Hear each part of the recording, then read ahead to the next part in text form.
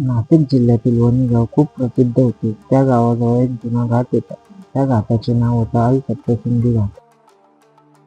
हा घाट खूप वळणावळणाचा आणि दाट जंगलात होता. दिवसा तो घाट खूप सुंदर दिसत असे, पण रात्री मात्र तो खूप भयानक वाटत असे.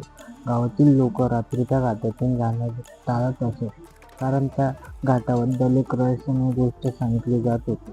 लोक म्हणायचे की त्या घाटात रात्री रडायचा आवाज येतो, म्हणून त्या घाटाला रणतुंडी घाट असे म्हणू लागले. खूप वर्षापूर्वीची गोष्ट आहे. त्या काही लोक बैलगाड्यातून प्रवास करत असत.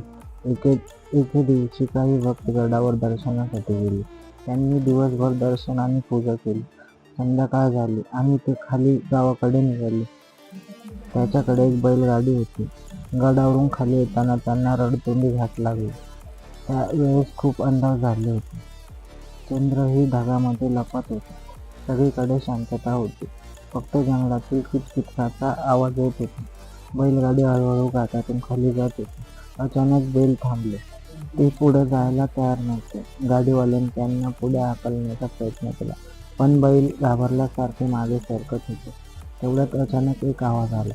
तो आवाज होता एका स्त्रीचा रडण्याचा. आवाज खूप दुःखी होता. सगळे भक्त घाबरले. त्यांनी इकडे तिकडे पाहिले, पण तिथे कोणी दिसत नव्हते. आवाज मात्र घाटातून येत होता. एक भक्त म्हणाला, कुणीतरी संकटात आहे. दुसरा म्हणाला, नको जाऊ, ही जागा चांगली नाही. गाडीवानही खूप घाबरले होते. आवाज पुन्हा ऐकू आला. यावेळी तो आवाज मोठा होता, जणू कुणीतरी खूप वेदनेत रडत आहे. सगळ्यांच्या अंगावर काटा आला. एक वृद्ध भक्त पुढे आला.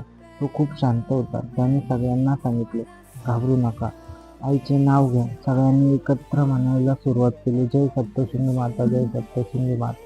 घाटात जयघोष घुमू लागला. वातावरण बदलू लागले. अचानक तो रडायचा आवाज कमी झाला.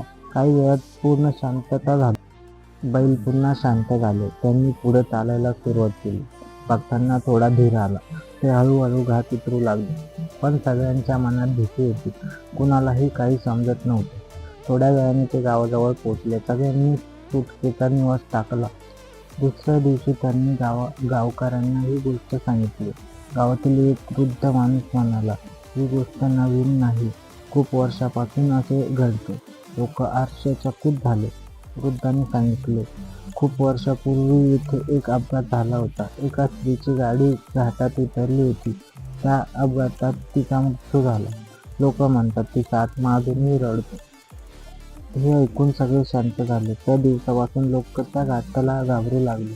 रात्री कोणीही तिथे जायला तयार नव्हते. पण भक्त मात्र एक गोष्ट करायचे, ते घाटातून जाताना आईचे नाव घ्यायचे, जय सप्तशृंगी माता असे म्हणत ते पुढे जात असत. लोक म्हणतात त्यामुळे काही वाईट होत नाही. आजही ही परंपरा सुरू आहे. घाटातून जाणारे भक्त आईचे नाव घेतात. काही लोक म्हणतात त्यांनी आजही आवाज ऐकायला आला आहे. काही म्हणतात त्यांना सावली पाहिली आहे, तर काही म्हणतात तिथे काहीच नाही.